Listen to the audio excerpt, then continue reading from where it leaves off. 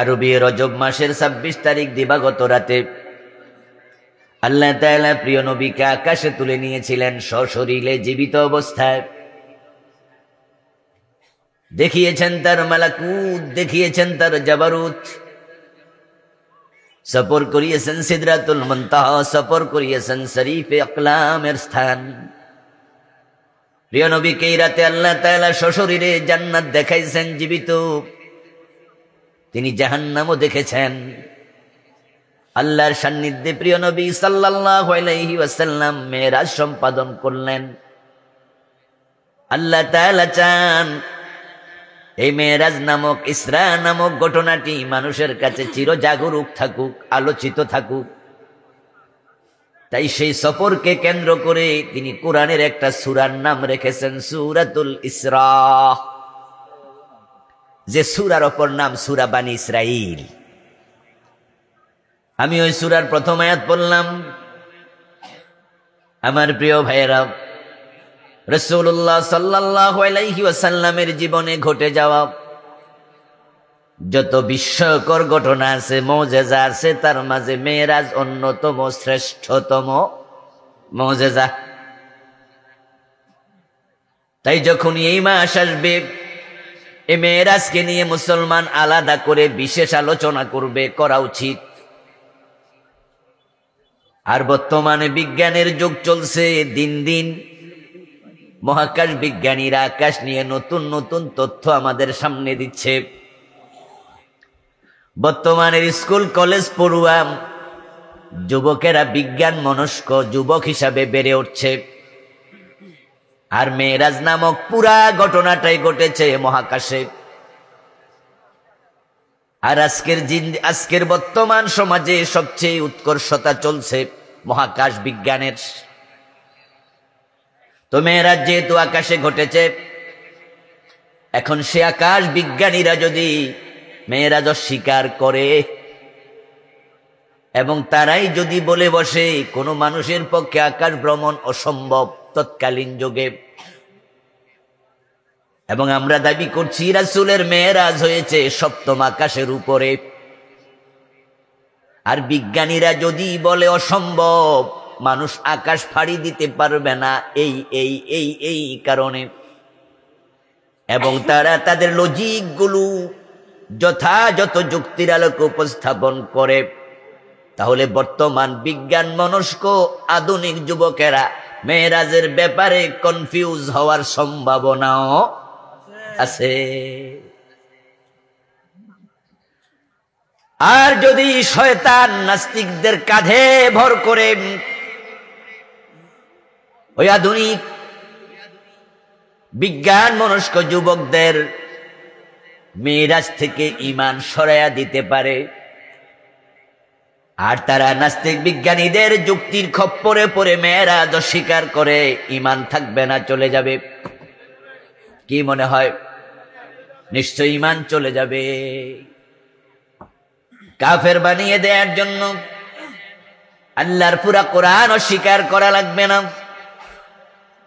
শয়তান আপনার কাছে এসে বলবে না তুমি মূর্তি পূজা করে মুশরিক হও, কারণ শয়তান আপনাকে স্টাডি করেছে, করে শয়তান অতটুকু কমপক্ষে বুঝে নিয়েছে বাংলাদেশের মুসলিমগুলোকে মূর্তি পূজক বানানো সহজ নয়। কিন্তু শয়তান চিন্তা করলো ওদেরকে পীর সাহেবের কাছে নিয়ে তার পায়ে সেজদা করানো সম্ভব। তাই শয়তান কিছু মুসলমানকে মূর্তির সামনে নেয়ার চেষ্টা করে না, পীরের সামনে নিয়ে হাজির করে, আর সেজদায়ে তাজিমের নামে পীরের পায়ে সেজদা দিয়া মুশরিক হয়। এমন মুসলমান বাংলাদেশে আছে না নাই? শয়তান আপনার কাছে এসে বলবে না তুমি কোরআন অস্বীকার করো, কারণ শয়তান আপনাকে আমাকে স্টাডি করেছে, সে আমাদেরকে নিয়ে স্টাডি করে অতটুকু বুঝেছে দেশের মুসলমানকে কোরআন অস্বীকার করো বললে আমার কথা শুনবে না। তাই সে আপনার কাছে আসবে, এই যে মেরাজ নামক ঘটনা তুমি এটা মানিও না, কারণ মেরাজ কেমনে সম্ভব? নাসার বিজ্ঞানীরা বলেছে এই এই প্রবলেম সামনে দাঁড়াবে, যার কারণে কোনো মানুষ আকাশে যেতে পারবে না। এখন তুমিও তো লেখাপড়া করো, তোমারও তো বুঝ আছে, তুমিও তো বিজ্ঞান বোঝো। শয়তান আপনাকে বলবে তুমি বলো একজন মানুষ জীবিত সূর্য পার হইয়া আকাশে যায় কেমনে, সে কি জ্বলে পুড়ে যেত না বুঝি? হতে পারে শয়তান আপনাকে এ বুঝ দেওয়ার পরে আপনার আধুনিক বিজ্ঞান মনস্ক সন্তানটা বলবে বিজ্ঞানীদের কথা তো ঠিক, আসলে হুজুররা যে মেরাজের কথা বলে এগুলো মনে হয় ঠিক না। আপনাকে কাফের বানানোর জন্য পুরা কোরআন স্বীকারকারী বানানো লাগবে না, শুধু মেরাজ স্বীকার করলে আপনার সন্তান কাফের হয়ে যাবে। কেউ যদি বিষ খায়া মরে, আমাদের কানে মেসেজ আছে অমক বিষ খায়া মরছে। আচ্ছা, কেউ বিষ খায়া মরছে শুনলে কি শ্রোতা কখনো কল্পনা করে মনে মনে সে নিশ্চিত 1 মণ বিষ খাইছে? আধা মণ, 2 কেজি, হাফ কেজি? বরং আমরা শুনে বুঝি 2-4 ফোঁটা খাইছে আর কি। বিষের মতো বিষ যদি 1 ফোঁটা খায় তাও তো মানুষ মরে যায়। হয়তো এটুকু একটা বোতল ছিল, এটা পুরাটা খাইয়ে ফেলছে, অথবা অর্ধেক খাইছে, মরে গেছে। কাফের হওয়ার জন্য হিন্দুর মতো, বৌদ্ধের মতো, ইহুদি খ্রিস্টানের মতো কোরআন মানি না, এটা বলা দরকার নাই। কোরআন এমন এক কিতাবের নাম, যদি কেউ বলে তার 1 অক্ষর মানি না, তার ঈমান শেষ, সেও কাফের হয়ে যাবে। আল্লাহ পর্যন্ত পৌঁছার জন্য কোরআন হলো ডিজিট। কোরআনের এক একটা অক্ষর ঈমানের অংশ। যেমন আমরা গ্রামীণ ফোনে সিম থেকে যখন আমরা অন্য কোনো মোবাইলে আমরা কল করি, তখন গ্রামীণ ফোন কোম্পানি আমাদেরকে 11টা 12টা 10টা ডিজিট দিছে। বর্তমানে কয়টা ডিজিট বলছেন? 01716। তারপরে আবার আছে 6টা, 5 আর 6 কয়টা? 11। তাহলে 11টা ডিজিট দিছে। আপনার মোবাইল থেকে আপনি কল করবেন আমার কাছে, ওনার কাছে, গ্রামীণ ফোন আপনাকে 11টা ডিজিট দিল। আপনি 10টা দেওয়ার পরে একটা না দিয়া যদি বাটনে টিপ মারেন, কল যাবে তো? যারা কথা বোঝেন তারা জবাব দিয়েন, কল যাবে না। ওরা দিছে কয় ডিজিট? 11। আপনি একটা কমালেন কেন? যদি বলেন হুজুর 10টা তো দিছি, অর্ধেকটা যাক না, কিছুটা কল হোক। আরে কথা পুরা যদি কইতে না পারি, 1-1.5 মিনিট কয়ে কাইটা যাক। আমরা বলবো দোস্ত 11 ডিজিট দিছে, একটা কম দিয়া কিয়ামত পর্যন্ত টিপলো, কল যাবে না। আমার আল্লাহ কোরআন দিয়েছে, প্রতিটা অক্ষর হলো ডিজিট।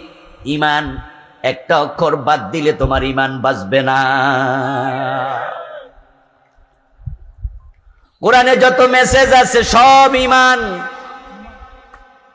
আইয়াকুলু সামিনা ওয়া আতানা। যারা মুমিন হতে চায় তারা কোরআন থেকে, সুন্নাহ থেকে, আল্লাহ এবং তার রাসূল যা বলবেন তারা মাথা পেতে নেবে। তারা শুধু বলবে শুনলাম আর মানলাম, শুনলাম আর মানলাম। মেরাজটাও ঠিক তাই। কিন্তু বিজ্ঞানের উৎকর্ষতার আজকের এই যুগে মহাকাশ বিজ্ঞানীরা তারা মেরাজ নিয়ে বিভিন্ন প্রশ্ন তুলছে। বিজ্ঞান মনস্ক মানুষের একটা দোষ আছে, যদিও বিজ্ঞান খুব জরুরি বিষয়। দোষটা হলো তারা সব কাজ অঙ্কের হিসাব মিলায়, তারপরে তারা মানে। আগে তারা সূত্রগুলো মিলায়, তারপরে মানতে চায়। এই ফ্যান সরাইছে কেন? দরকার কি? হিন্দু দিলে অসুবিধা কি ছিল? আমি তো ভালো পাইতেছিলাম। কোনো সমস্যা কেউ ফিল করছে? এই পণ্ডিতি করো কেন? যাও, মনোযোগ নষ্ট করলা। দেন বসে দেন, যা ছিল ভালোই ছিল। কথার গতি নষ্ট হয়ে গেল। জিকির করুন লা ইলাহা ইল্লাল্লাহ, লা ইলাহা ইল্লাল্লাহ, লা ইলাহা ইল্লাল্লাহ, লা ইলাহা ইল্লাল্লাহ মুহাম্মাদুর রাসূলুল্লাহ। আমার প্রিয় ভাই, বলছিলাম মেরাজ নিয়ে। আল্লাহর হাবিবের মেরাজ অকাট্য সত্য বিষয়, কিন্তু অঙ্কের হিসাব মিলাতে গেলে এটা কোনোদিন মিলবে না।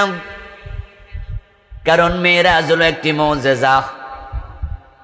আর মুজিজা বলা হয় হিয়া যুহুরু আমরিন খারিকিন লিল আদাতি মিন মুদ্দাইন নবুওয়াহ। মুজিজা বলা হয় নবুয়তের দাবিদার এমন কোন আল্লাহর নবী থেকে এমন ঘটনা প্রকাশ পাবে যেটা সচরাচর অন্য কারো থেকে প্রকাশ পেতে পারে না, এবং এটা সচরাচর হবে না। যেমন প্রিয় নবীর আঙ্গুলের ইশারায় চাঁদ দুই টুকরো হয়েছে, এমন হাদিস আছে না নাই? আল্লাহ কোরআনও বলেছেন অনশাক্কাল কমর, চাঁদ দ্বিখণ্ডিত হয়ে গেছে। সহিহ বুখারীতে এসেছে মক্কার কিছু কাফের প্রিয় নবীকে একদিন বলল, মুহাম্মদ ইবনে আব্দুল্লাহ, তুমি যদি নবী হও আমাদেরকে এমন কিছু দেখাও যেটা তোমার নবুয়তের পক্ষে প্রমাণ হয়ে দাঁড়াবে। আল্লাহ রাসূল বললেন, যদি কিছু দেখাতে পারি ঈমান আনবে? তারা বলল হ্যাঁ। আল্লাহর হাবিব আকাশের দিকে তাকিয়ে দেখেন পূর্ণিমার চাঁদ জ্বলজ্বল করে জ্বলছে। তিনি আঙ্গুল দিয়ে ইশারা করলেন, সাথে সাথে চাঁদ দুই টুকরো হয়ে জমিনের উপর আছড়ে পড়ছে। আল্লাহর হাবিব তাদেরকে বলেন, আশহিদু আশহিদু, তোমরা সাক্ষী থাকো, এই যে দেখো আকাশের চাঁদ দুই টুকরা হয়ে জমিনের উপর আছড়ে পড়ল। তারা জবাব দিল, তোমার জাদু আকাশ পর্যন্ত পৌঁছে গেছে, তুমি তো বড় জাদুকর হয়ে গেছো। আমার প্রিয় ভাই, মেয়েরা সংগঠিত হলো আকাশে, আর আজকের বিজ্ঞান বলতেছে আকাশে নবী মুহাম্মদ কিভাবে গেল। কারণ সূর্য হলো পৃথিবীর তুলনায় 13 লক্ষ গুণ বড়। সূর্যের ভিতরে তাপ আছে 1,40,00,000 ডিগ্রি সেলসিয়াস। আয়রন ফ্যাক্টরিতে লোহা গলিয়ে যখন রড বানায় তখন আগুনের উত্তাপ দেয়া হয় 1536 ডিগ্রি, 1550 ডিগ্রি। 1550 ডিগ্রি আগুনের তাপ দিলে লোহা গলে মোম হয়ে যায়। তারপরে গলিত মোমগুলো ওই লোহার অংশগুলো বিভিন্ন চাচের ভিতরে ঢুকে 100টি 200টি 500টি রড তৈরি হয়। ওই চাচের ভিতরে যখন ঠান্ডা হয়ে যায় তখন রডের গায়ে কোম্পানির নাম বিএসআরএম কেএসআরএম পর্যন্ত খোদাই হয়। দেখেন নাই যে রড আমরা দেখছি এগুলো কি জমিনের নিচ থেকে খনি থেকে এইভাবে উঠছে নাকি? এই রড কোম্পানি বানাইছে তার ফ্যাক্টরিতে।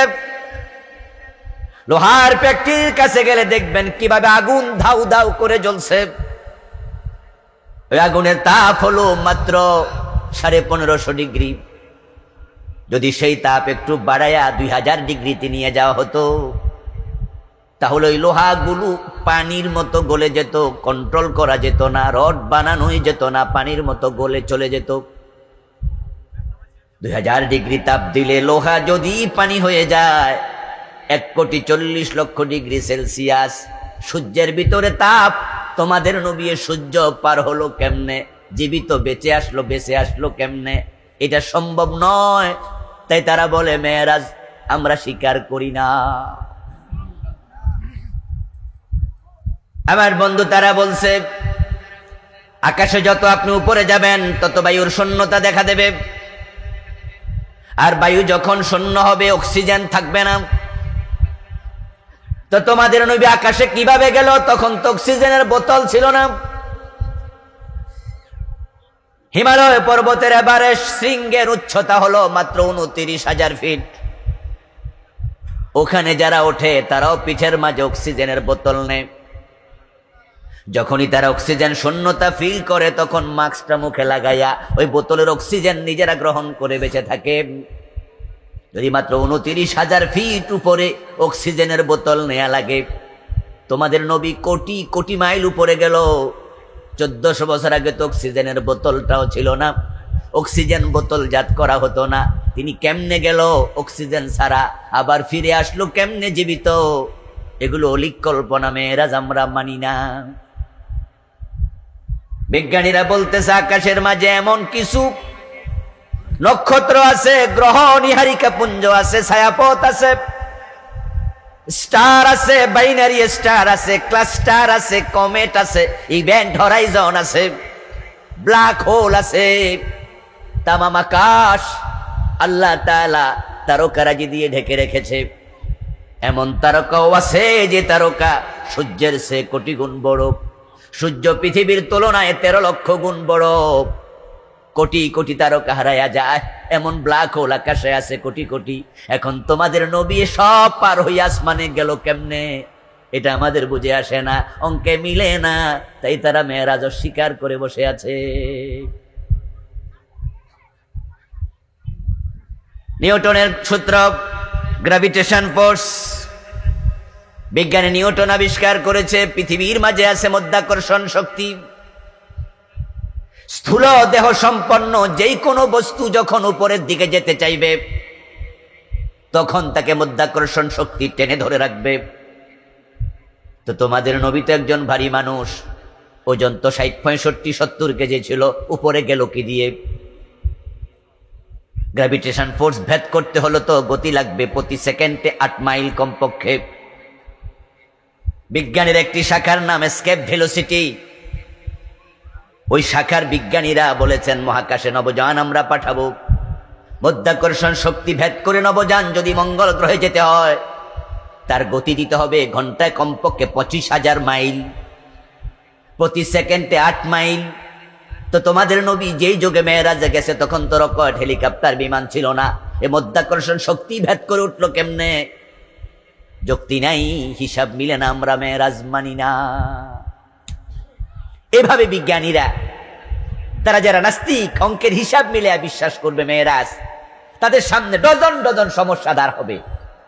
আপনার সন্তানদের কাছে তারা উপস্থাপন করবে, আপনার বিজ্ঞান মনস্ক সন্তান বলবে তাদের কথা তো লজিক আছে, যুক্তি আছে। তাহলে হুজুররা যে মেরাজের কথা বলে এগুলো মনে হয় ফাও কথা। যদি তার অন্তরে চিন্তাটা ঢোকে, সে মেরাজ অস্বীকার করে, মোমেন থাকবে না বেঈমান হবে? এজন্য রজব মাস আসলে মেরাজ নিয়ে আলোচনা করতে হবে। বিজ্ঞানীদের যত সমস্যা সামনে আসবে যৌক্তিকভাবে সেগুলোর জবাব দিতে হবে। না হয় শুধুমাত্র আপনার ওয়াজ আমার ওয়াজ শুনেই আধুনিক পোলাপান সন্তুষ্ট নাও হতে পারে। ইসলাম হচ্ছে মানুষের জীবন ঘনিষ্ঠ একটি ধর্ম।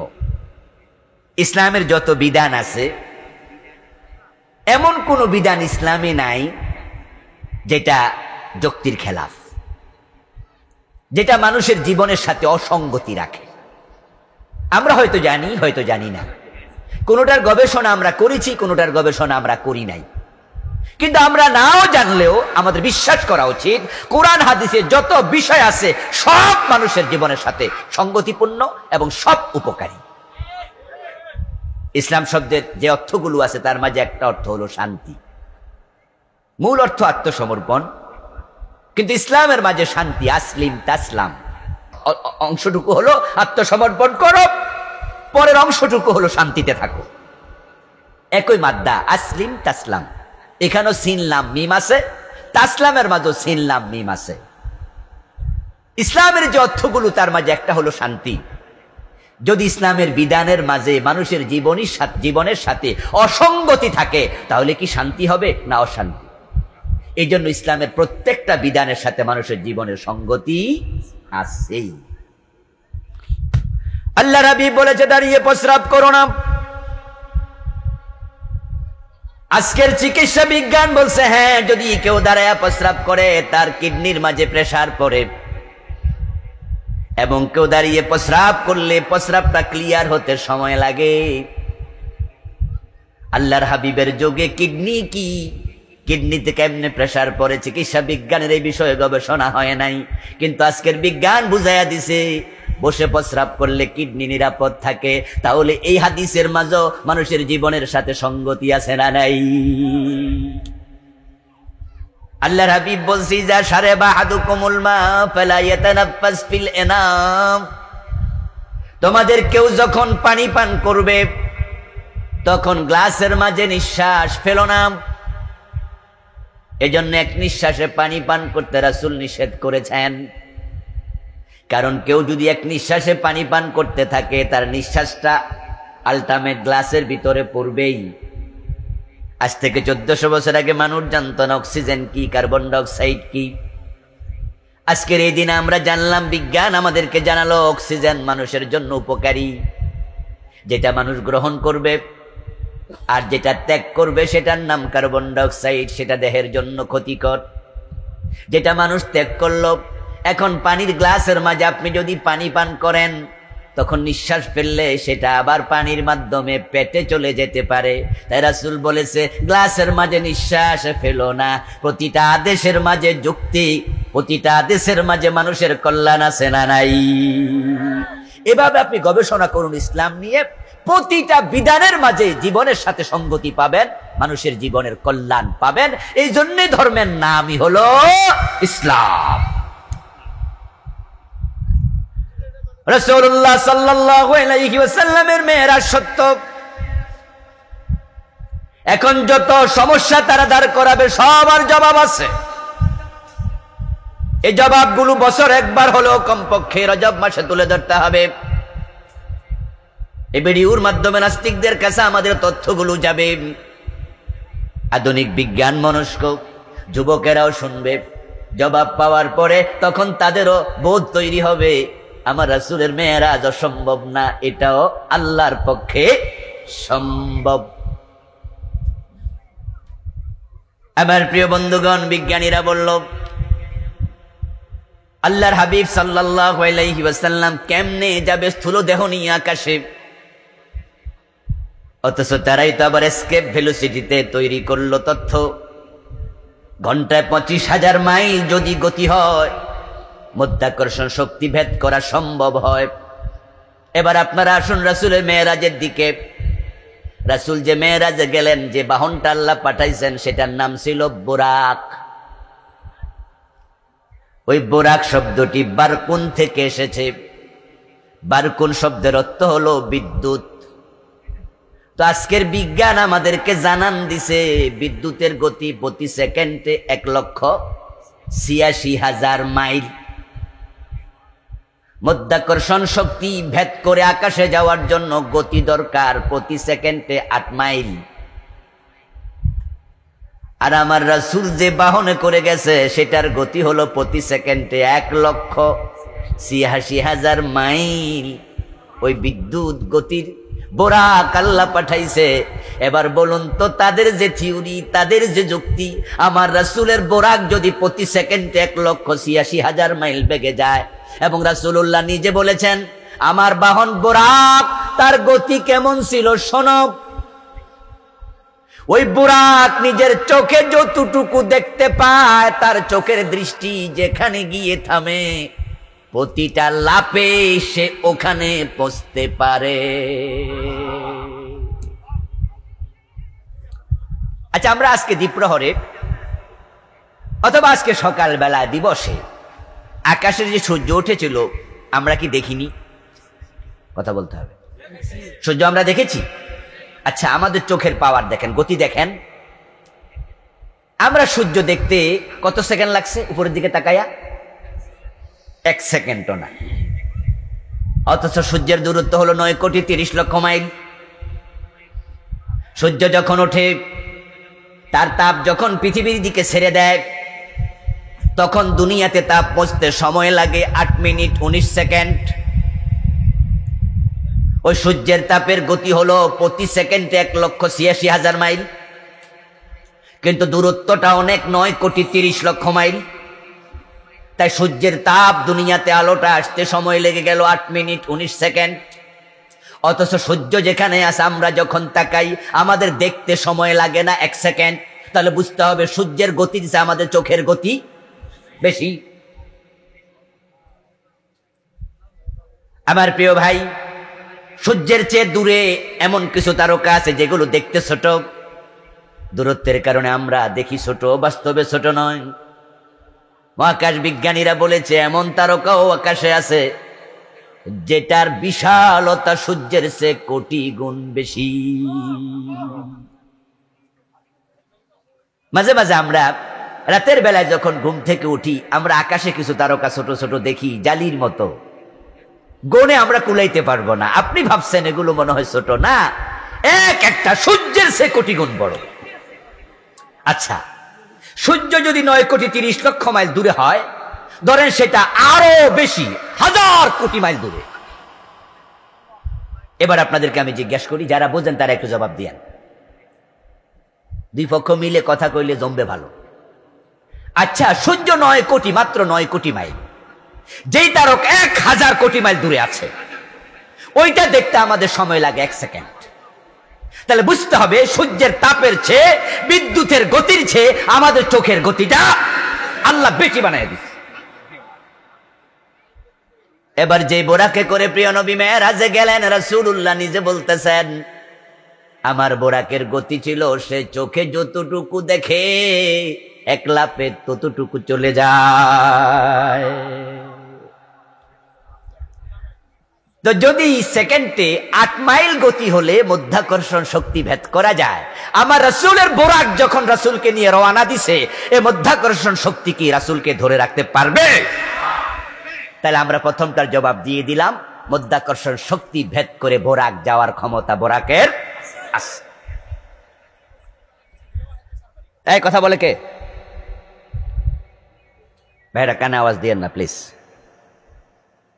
আমার বন্ধু বিজ্ঞানীরা প্রবলেম তৈরি করলো, আমাদের যুবকদেরকে কনফিউজ করতে চায় তারা।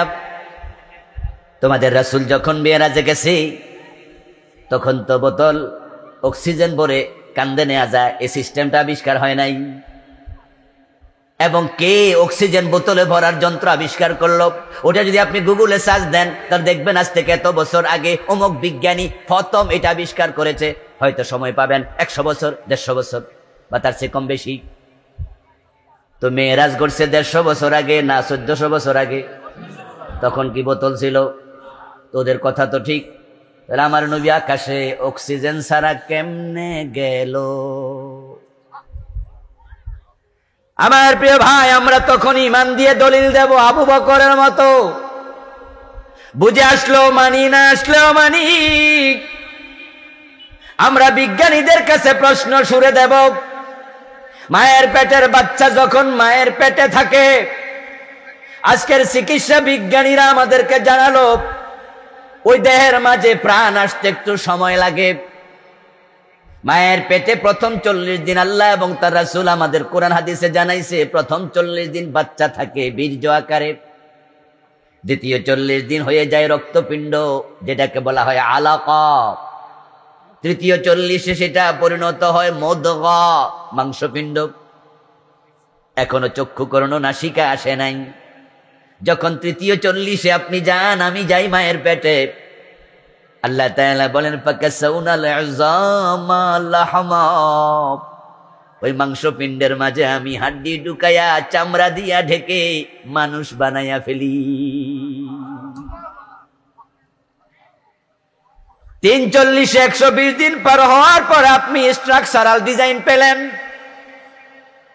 চক্ষুকর্ণ, হাত পা, আপনার অবয়ব পরিপূর্ণ হলো, কিন্তু রূহ আসে নাই। তারপর আল্লাহ তাআলা 4 মাস যাওয়ার পরে মায়ের পেটে 120 দিন যাওয়ার পর একজন ফেরেশতা পাঠান। ওই ফেরেশতা মায়ের পেটে ঢুকে শিয়রের পাশে বসে ফায়াকতুবু আজালাহু ওয়া রিজকাহু ওয়া আমালাহু ওয়া শাকিয়্যুন আম সাঈদ। প্রিয় নবীজি বলছেন, আল্লাহর অর্ডারে তার হায়াত লেখে, তার রিজিক লেখে, তার আমল লেখে, ভালো মন্দ ইত্যাদি আল্লাহর অর্ডারে লেখে। তারপরে আল্লাহ ফেরেশতারে বলে, তাকদীর লিখেছো, এবার বেরিয়ে যাও। ফেরেশতা মায়ের পেট থেকে বেরিয়ে যায়। এবার আল্লাহ তাআলা রূহের জগৎ থেকে রূহ পাঠায়, ওটা মায়ের পেটে শিশুর সাথে এসে সংযোজিত হয়। তখন শিশু নড়ে, মাও টের পায় পেটে বাচ্চা নড়ছে। এবার আপনাদের ফালা, জবাব দেন। ছোট্ট প্রশ্ন করছি, ওই বাচ্চাটা এখন জীবিত না মৃত? কথা বলেন, জীবিত না মৃত? জীবিত মানুষের জন্য নিঃশ্বাস নেওয়া দরকার আছে না নাই? মায়ের পেটের বাচ্চা তো পানির মাঝে ডুবে থাকে।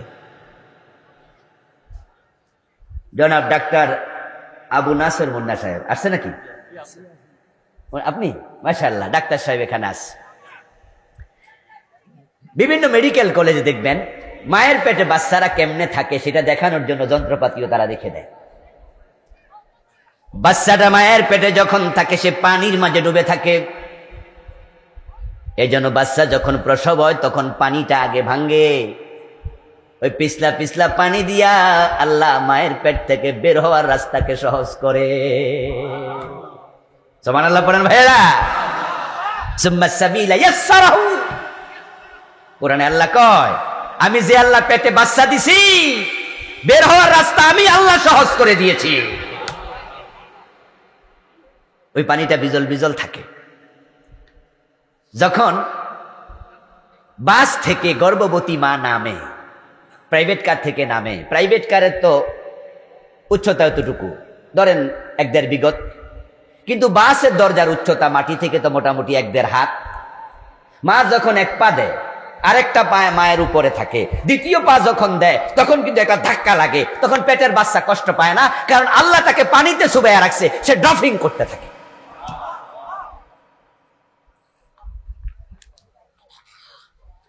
ওই বাচ্চারা যখন মায়ের পেটে থাকে, মজার ব্যাপার হলো বাচ্চার প্রসবের সময় যত গণায়, আল্লাহ মাথাটা তত মায়ের নিচের দিকে দিয়ে দেয়।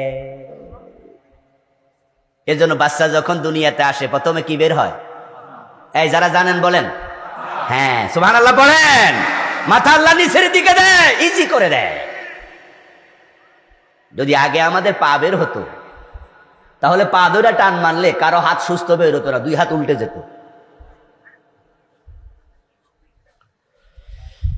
আমার প্রিয় ভাই, মায়ের পেটে পানিতে যখন বাচ্চাটা ডুবে থাকে, তখন পানির ভিতরে নিঃশ্বাসটা নিল কেমনে? আচ্ছা, আপনারা পানিতে ডুব দিয়ে কয় মিনিট থাকতে পারবেন? 1 মিনিট, 1.5 মিনিট, 2 মিনিট, 5 মিনিটের বেশি অক্সিজেন ছাড়া পানির নিচে থাকতে পারবেন না, আপনি মরে যাবেন। আমার দোস্ত, এখন এই বাচ্চাটা মায়ের পেটে জীবিত থাকে তো 5-6 মাস পর্যন্ত, নরমাল হচ্ছে 9 মাস 10 দিন। যদিও বাংলাদেশে গান বানাইছে 10 মাস 10 দিন, কিন্তু স্ট্যান্ডার্ড টাইম মেডিকেল সায়েন্স বলে 9 মাস 10 দিন। এই হিসাব করে যারা হাসপাতালে যায়, তাদের ডেলিভারি ডেটটা ডাক্তাররা দেয়, তারপরে হিসাব করে বলে 10 days plus, 10 days minus, 7 days plus, 1 week plus, 1 week minus, 36 সপ্তাহ। এখন এই যে তারা 36 সপ্তাহ মায়ের পেটে থাকে, এখন সে তো 4 মাস পরে জীবিত থাকলো, তো আরো 5 মাস। এই 5 মাস নিঃশ্বাস পানির ভিতরে নিল কেমনে? ইউনূস আলাইহিস সালাম পানির ভিতরে, মাছের পেটের ভিতরে ছিলেন 40 দিন, পানির নিচে নিঃশ্বাস নিল কেমনে?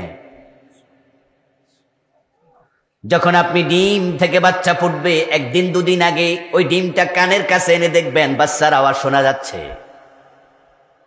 ওই মুরগির বাচ্চা একবারে ডিমের ভিতরে জীবিত থাকলো, তার নিঃশ্বাস পড়লো কেমনে? ছিদ্র কই? ইব্রাহিম আলাইহিস সালাম 40 দিন নমরুদের আগুনের ভিতরে ছিলেন, আগুনের ভিতরে অক্সিজেন গেল কেমনে? উত্তর হলো আমার রব সব পারে। যিনি মায়ের পেটের বাচ্চাকে 5-6 মাস পানির ভিতরে পারে অক্সিজেন ছাড়া বাঁচাইতে, ইউনূস নবীর মাছের পেটে 40 দিন বাঁচাইয়া রাখছে। হযরত ইব্রাহিমকে 40 দিন আগুনের ভিতরে বাঁচাইয়া রাখছে। ডিমের ভিতরে বাচ্চাকে আল্লাহ বাঁচাইয়া রাখে। মেরাজের রাতে আমার নবীকে অক্সিজেন ছাড়া 1 রাত বাঁচানোর ক্ষমতা আল্লাহর আছে না নাই?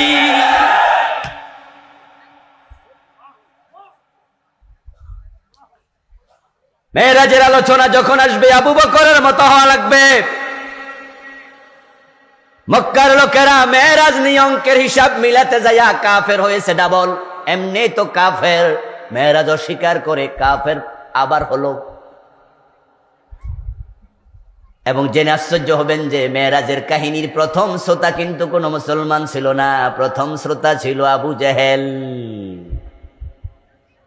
মেরাজের রাতে রাসূলুল্লাহ সাল্লাল্লাহু আলাইহি ওয়াসাল্লাম সফর সম্পন্ন করে এসে হাতিমে কাবায় দাঁড়ালেন। কাবার পাশে একটু ক্রাফট করা জায়গা আছে। কাবা কিন্তু 4 কোণা বিশিষ্ট ঘর ছিল না, আজকে এটা 4 কোণা। ইব্রাহিমের কাবা ছিল একটু তেসরা টাইপের। যারা আপনারা উমরায় গেছেন, হজে গেছেন, তারা দেখেছেন যে কাবার ওই পাশ দিয়ে একটু গোল আছে, আছে না এরকম? হ্যাঁ, এটা কিন্তু কাবারই অংশ। ইব্রাহিম আলাইহিস সালাম যখন বানিয়েছিলেন, কাবাটা এক সাইড এরকম গোল ছিল, আর ওই সাইডটা ছিল সোজা 2 কোণা। আল্লাহর হাবিবের বয়স যখন 33 অথবা 35, নবুয়তের 5 অথবা 7 বছর আগে মক্কার কাফেররা কাবা ঘরের ওয়াল একটু ধসে পড়েছিল, তাই তারা পুনর্নির্মাণ করেছিল। তারা তখন এটা বানাইতে গিয়া 4 কোণা বানাইছে, আর বাকি অংশটুকু ঢেকে রাখা হয়েছে ওয়াল করে। এজন্যই, কারণ যেহেতু কাবার 4 দিকে তাওয়াফ করা ফরজ, তাই সেটা কাবার অংশ, তাই তাওয়াফের মাঝে সেটাকেও রাখতে। ওই জায়গার নাম হলো হাতিম, আর একটি নাম হিজর। আল্লাহ হাবিব মেরাজের রাতের সকাল বেলায় তিনি সেখানে দাঁড়িয়ে আছেন। পাশ দিয়ে আবু জেহেল যাচ্ছিল, যাওয়ার পথে বলতেছে, বাতিজা কি খবর, এখানে কি করো, নতুন কোনো কিছু ঘটছে নাকি, ভোরবেলা এখানে কি? একটু মজা করলো, কারণ প্রিয় নবীর সংবাদগুলো তাদের কাছে নতুন নতুনই মনে হতো। রাসূলুল্লাহর প্রথম সংবাদ ছিল লা ইলাহা ইল্লাল্লাহ, আল্লাহ ছাড়া কোনো ইলাহ নাই। রাসূলুল্লাহর বক্তব্য, ইলাহ কয়জন? একটু জোরে বলেন, খোদা কয়জন? মক্কার লোকেরা কয় কয় কি রে, আজীবন দেখছি খোদা হলো 360 জন। লাত ওদের দেবতা, মানাত ওদের দেবতা, উজ্জা ওদের দেবতা, হুবল ওদের দেবতা, ইয়াসাব ওদের দেবতা, আপনার মানাত ওদের দেবতা, নাইলা তাদের দেবতা। কাবার ভিতরে বাহিরে 360 খোদা রাখছে। আর আব্দুল্লাহর বেটা মোহাম্মদ কয় কিনা আল্লাহ নাকি একজন, কি নতুন খবর দেয় রে? রাসূল কয় জান্নাত জাহান্নাম আছে, তারা কয় কই, বাড়ির নিচে না উপরে, কি কয় সব? আজকেও ঠাট্টা করছে, বাতিজা কোন নতুন খবর আছে নাকি? আমার রাসূল আবু জেহেলের কাছে সরলোক্তি দিলেন, সহজ সরল ভাবে বললেন, হ্যাঁ চাচা, গত রাতে দারুণ একটি ঘটনা ঘটেছে। আমি মসজিদ আকসায় গেছি। মসজিদ আকসা থেকে আমি প্রথম আকাশ, দ্বিতীয় আকাশ, তৃতীয় আকাশ সফর করে 7ম আকাশ পার হইয়া সিদরাতুল মুনতাহা, তারপরে মাকামে শরীফ আকলাম সফর করেছি, মালাকুত জাবারুত ইত্যাদি। আবু জেহেল কয়, থামো বাতিজা, আর লাগবো না। গত রাতে মসজিদ আকসায় গেছো, আবার সকালের আগে চলে আইছো? কয় হ্যাঁ। আতাইতু মাক্কাতা ক্বাবলা সুবহি, আমি মক্কাতে সুবহে সাদেকের আগে এসে পৌঁছেছি। তাহলে মেরাজ সম্পন্ন করে প্রিয় নবী বলছেন, আতাইতু মাক্কাতা ক্বাবলা সুবহি, আমি সুবহে সাদেকের আগে এসেছি। তো রওয়ানা দিলে কবে? আল্লাহর হাবিব বলতেছে, রওয়ানা দিয়েছি আমি প্রথম রাত্রিতে, সালাতুল আতামা পড়ে উম্মে হানির ঘরে একটু রেস্ট নিয়েছি, ওখানে জিবরিল এসে আমাকে নিয়ে গেছে। তখন তো আজকের মতো ইশারের নামাজটা ছিল না। 5 ওয়াক্ত নামাজ তো মেরাজে যাওয়ার পরে আল্লাহ ফরজ করছে। আল্লাহর হাবিব বলতেছেন, ইশারের টাইম যখন হতো, ওই টাইমে প্রিয় নবী 2 রাকাত নামাজ পড়ার একটা অভ্যাস তার ছিল, ওটার নাম ছিল সালাতুল আতামা। আমি ইশারের টাইমে 2 রাকাত সালাতুল আতামা পড়ে উম্মে হানি আমার চাচাতো বোন আলীর মেয়ে, তার ঘরে আমি বিশ্রামে গেলাম। আনা বাইনান নাওমি ওয়াল ইয়াকযা, আমার একবারে ঘুম চরম ভাবে ধরেনি, ঘুমে আমি বিভোর হইনি, তবে আমার চোখ বন্ধ, আমি সজাগ নই, মাঝামাঝি আছি। এর মাঝে আমি টের পাইলাম জিবরিল আমিন 2জন ফেরেশতা নিয়ে এসেছে, আমাকে একবারে তুলে উম্মে হানির ঘর থেকে কাবার ঠিক যেখানে আমি এখন দাঁড়ায় আছি এই হাতিমের মাঝে শোয়াইছে। শোয়াইয়া আমার একবারে কণ্ঠনালী থেকে নাভি পর্যন্ত জিবরিল পুরাটা কেটে ফেলেছে। তারপরে আমার বুক থেকে আমার কলবটা বের করে স্বর্ণের একটা পাত্রে রেখে জমজমের পানি দিয়ে ভালো করে ধৌত করে আবার জাগা মতো রেখেছে। রাখার আগে দেখলাম 2 পাত্র এনেছে, এক পাত্রে ঈমান ভর্তি, আরেক পাত্রে হিকমত ভর্তি। 2টা পাত্র আমার কলবে ঢেলে দিয়েছে, তারপরে রেখে ফাতবাকাহু এভাবে হাত মুছে দিয়েছে। আমার বুক আবার জোড়া লেগে গেছে।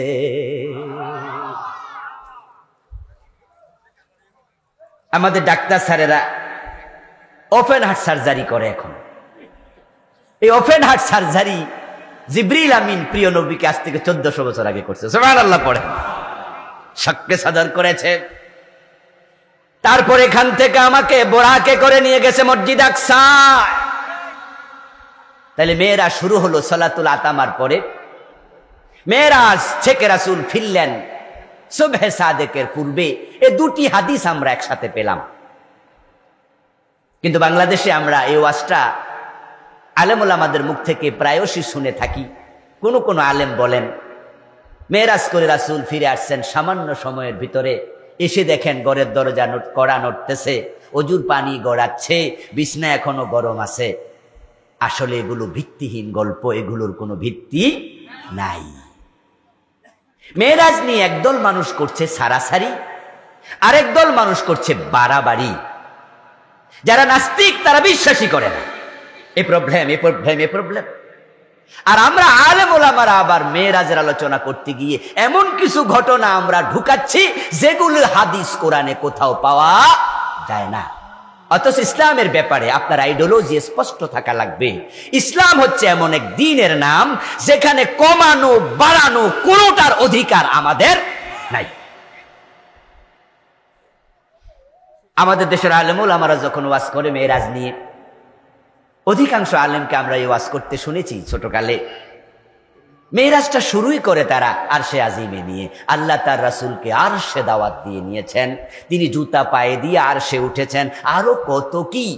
অথচ প্রিয় নবীজি মেরাজের রাতে আরশে আজিমে উঠেছে, আরশে তিনি গিয়েছেন, এমন একটা দুর্বল হাদিসও। এই মেরাজ নিয়ে আমি আজ থেকে 13 বছর আগে বইটা লিখেছি। তৎকালীন সময় আমার 4 বছর আমি গবেষণা করে লিখেছি, নাম দিয়েছি মিরাজ ও আধুনিক বিজ্ঞান। এই বইতে আমি মেরাজ গবেষণা করে বিভিন্ন কিতাব ঘেটে 4 বছরে মেরাজ সংক্রান্ত 41টা হাদিস আমি এনেছি। হাদিস পেয়েছি আরো বেশি, কিন্তু যে সমস্ত হাদিসগুলো বানোয়াট সেগুলো আমি আমার বইতে আনিনি। এই 41টা হাদিসের মাঝে, আমার গবেষণার মাঝে আল্লাহর হাবিব আরশে গেছে একটা জয়ীব হাদিসও পাই না। তো যখন পেলাম না, তখন আমি খুঁজতে থাকলাম ঘটনা কি। তাহলে যা শুনলাম হুজুরদের মুখে, এগুলো কি বানোয়াট?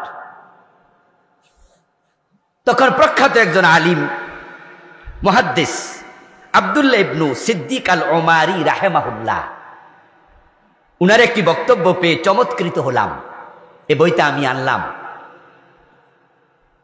আমাদের দেশে আমরা এটা শুনে আসছি, আল্লাহর হাবিবকে জিবরিল আমিন যখন নিলেন সপ্তম আকাশ পার করে সিদরাতুল মুনতাহার পরে, তারপরে জিবরিল আমিন তাআখারা ফাকালা লাউ তাকাদ্দামতু খাতওয়াতান লা আহতারিকান্না।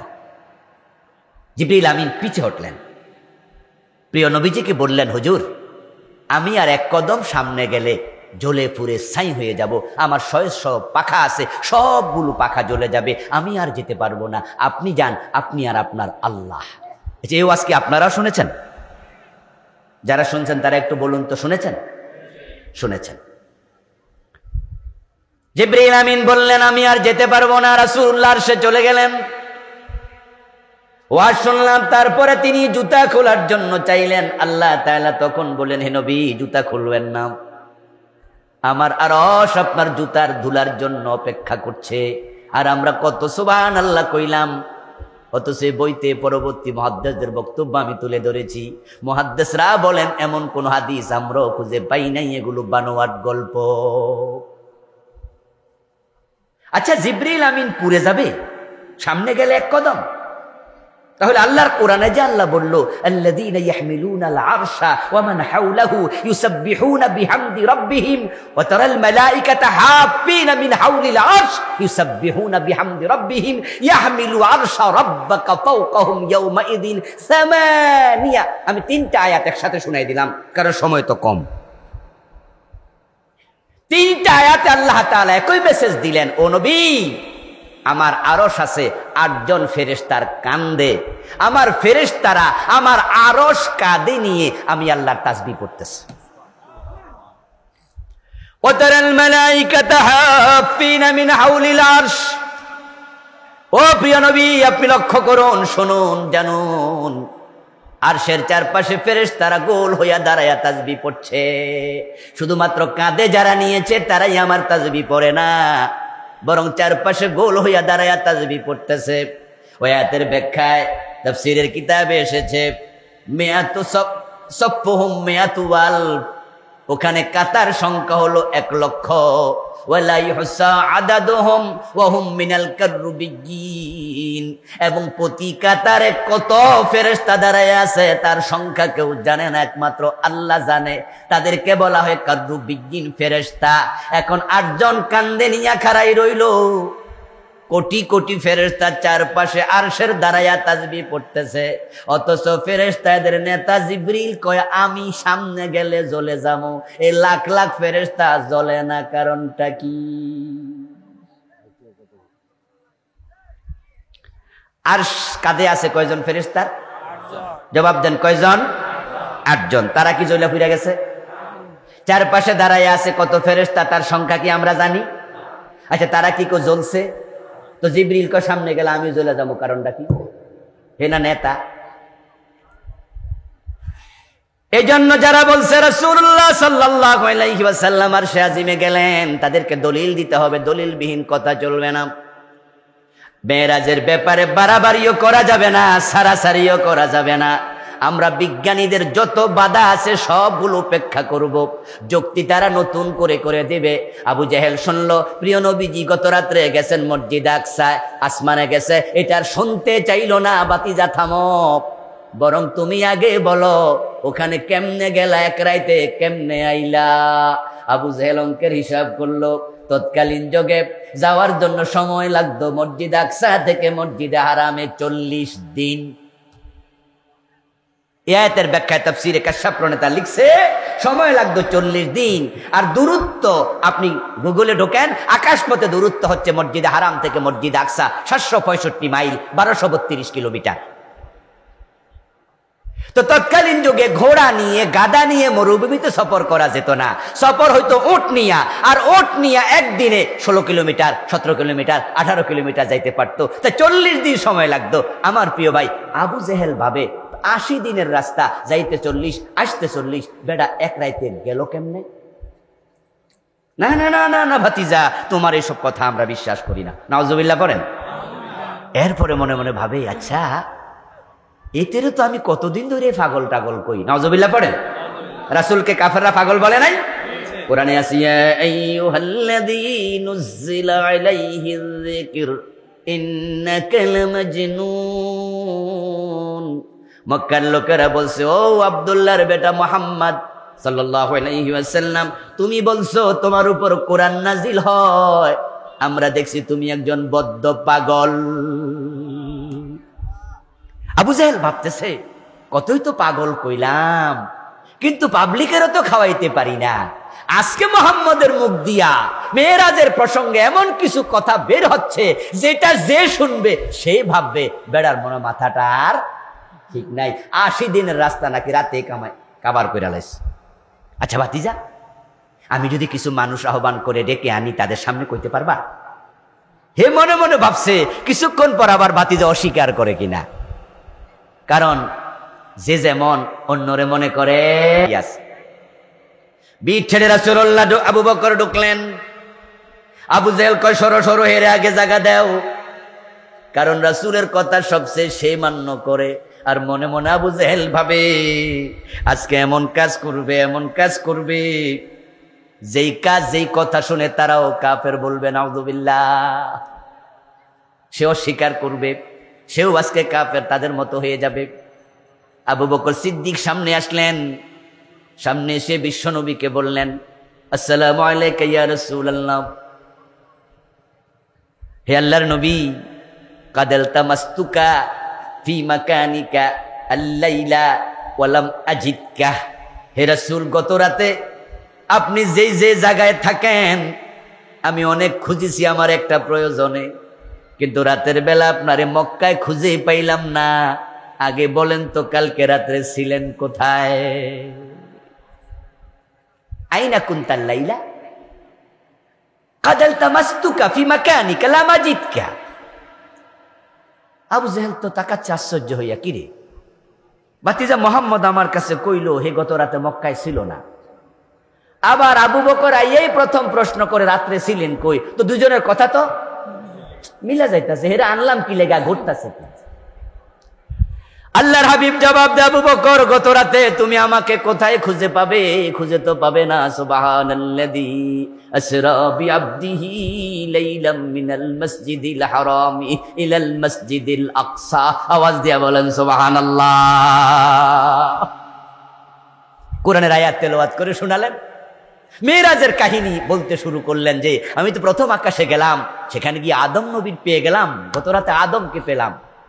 দ্বিতীয় আকাশে গেলাম, ঈসা এবং ইয়াহইয়া দুইজন নবীকে একসাথে পেলাম। তৃতীয় আকাশে গেলাম, বা ইউসুফের সাথে গত রাতে গল্প হলো। চতুর্থ আকাশে গেলাম, ইদ্রিসের সাথে কথা হলো। পঞ্চম আকাশে গেলাম, নবী হারুনকে দেখলাম। ষষ্ঠ আকাশে গেলাম, মূসার সাথে কথা হলো। সপ্তম আকাশে গিয়ে দেখি বাবা ইব্রাহিম বাইতুল মামুর সাথে হেলান দিয়ে বসে আছে। আমার আল্লাহ তো আমাকে সিদরাতুল মুনতাহায় নিয়ে গেল, শরীফে আকলামে চলে গেলাম।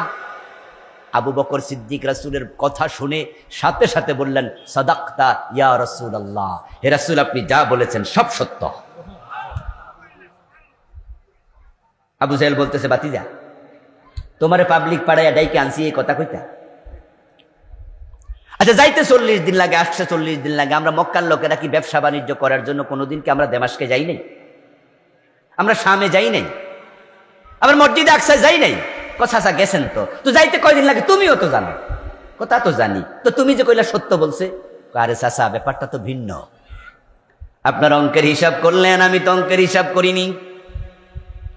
কারণ আমি তেমন লোকের মুখ থেকে মেরাজের কথা শুনলাম যিনি বলেছেন আল্লাহ আছে, না দেখে বিশ্বাস করেছি।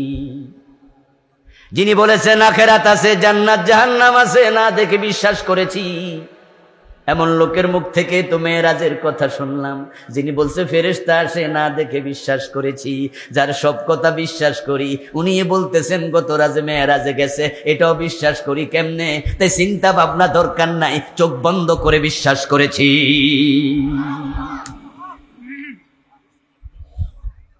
প্রিয় ভাইয়ের, আজানের সময় হয়ে যাচ্ছে। এশার আজান হবে, তারপরে নামাজ হবে, তারপরে আমাদের ওবায়দুল্লাহ তারেক ভাইয়ের পরিবেশনা, তারপর আজকের প্রোগ্রামের প্রধান মেহমান আল্লামা লুৎফর রহমান হুজুরের ওয়াজ শুনবেন। আমি যদিও মেরাজ নিয়ে আরেকটু লম্বা কথা বলা উচিত, কিন্তু সময় কুলাবে না, এজন্য আমি আর আগাতে চাই না। আজান হবে 8:45, আর 2-3 মিনিট আমার হাতে আছে। তবে আমার লেখা বইটা সংগ্রহ করা যেতে পারে। আমাদের দেশে আপনারা যারা খতিব আছেন, বিশেষ করে আলেম ওলামা আছেন, তাদের কাছে আমার অনুরোধ, ইসলামের নামে নতুন কোন ঘটনা বানানোর কোন অধিকার আপনার আমার নাই। রাসূল কোথায় গেছে সফরে, রাসূল তো নিজেই বলেছেন, আপনি বাড়াইয়া বলবেন কেন? আল্লাহর হাবিবের 41টা হাদিস আমি আনছি। আরে ভাই, মেরাজ এমন এক ঘটনা যে ঘটনার উপরে 50 জনের মতো সাহাবী হাদিস বলেছে। এত বেশি হাদিস একটা ঘটনা নিয়ে স্বাভাবিকভাবে পাওয়া যায় না। আল্লামা ইবনে কাসির রাহিমাহুল্লাহ উনার তাফসীর ইবনে কাসিরে উনি শুধু মেরাজ নিয়ে 25 জন সাহাবীর হাদিস আনছে। আচ্ছা, এত হাদিস থাকতে আমরা বানাইয়া বানোয়ার কাহিনী বলার কোনো দরকার আছে? আল্লাহর কাছে রাসূল গেলেন, রাসূল ফিরছিলেন। নবী মূসা আলাইহিস সালাম ষষ্ঠ আকাশে জিজ্ঞাসা করলেন, বিমা উমিরতা, হুজুর আল্লাহ আপনাকে কি দিছে? বাড়িতে যে যাচ্ছেন ফিরে কি নিলেন? মূসা নবীর উপর আল্লাহ রহম করো, সম্মান তার বাড়ায়া দাও। আলাইহিস সালাম, আলাইহিস সালাম, আলাইহিস সালাম। আল্লাহ মূসাকে শান্তি দিয়ে ভরপুর করে দাও, জান্নাতে তার মাকাম উচ্চকিত করে দাও। আমি মূসা নবীর জন্য এই ঘটনা আসলে অনেক দোয়া করি, একটা কারণে, মূসা নবী এই প্রশ্ন যদি না করতেন আমাদের উপায় ছিল না। রাসূল কিন্তু 50 ওয়াক্ত নামাজ নিয়ে দুনিয়ায় রওনা দিছিল। আর নামাজ যদি 50 ওয়াক্ত থাকতো, এখন তো 5 ওয়াক্ত, এতে ফজরের টাইমে মুসল্লি পাওয়া যায় না। নামাজ 50 হলে ইমামও পাওয়া যেত না। আচ্ছা, 50 ওয়াক্ত নামাজ হলে ইমামতি আমরা করতাম না। আর ইমামতি করলে বাড়ির বউ থাকতো না। সারাদিন মসজিদে থাকলে তো বউ কইতো তুমি মসজিদে হইয়া তাও যাও, চাকরি বাকরি ব্যবসা বাণিজ্য কিচ্ছু করা লাগতো না। নবী মূসা বললেন, হুজুর আপনার উম্মত 50 ওয়াক্ত পারবে না। আমার প্রিয় ভাইরা, যাই হোক, আল্লাহ কমায় দিলেন, কমাতে কমাতে 5। এখন মেরাজের হাদিয়া এই 5 ওয়াক্ত নামাজ ভালো করে পড়া দরকার আছে কিনা? দরকার আছে। নামাজ ছাড়া যাবে না। মেরাজের সবচেয়ে বড় হাদিয়া নামাজ। তারপরে মেয়েরাজে 14 দফা কর্মসূচি আল্লাহ দিয়েছেন, ওয়াকাদা রাব্বুকা আল্লাহ তা'বুদু ইল্লা ইয়াহু ওয়া বিল ওয়ালিদাইনি ইহসানা। এই 14 দফা আমি আলাদা করে বইটাতে এনেছি। আপনারা যারা সংগ্রহ করতে চান, আমার লেখা মোট 7টা বই আছে। ইনশাআল্লাহ স্টেজে বইগুলো আমার ড্রাইভার সাহেবের কাছে পাবেন। 2-4-5 মিনিটের ভিতরে সংগ্রহ করবেন। আমি আমার পরবর্তী প্রোগ্রাম অনেক দূরে, কোম্পানিগঞ্জ, সেখানে চলে যাব, তাই বেশি সময় আজকে দিতে পারলাম না। যতটুকু কথা মেয়েরাজ নিয়ে বললাম, মেয়েরাজের মতো এই বিস্ময়কর মুজিজা আমরা যেন মনে প্রাণে বিশ্বাস করতে পারি, সেই ঈমান আল্লাহ আমাদের দান করুক, বলেন আমিন। হাযা মা ইনদি ওয়াল ইলমু ইনদাল্লাহ আলাইহি তাওয়াক্কালতু ওয়া ইলাইহি উনীব। আল্লাহ হাফিজ।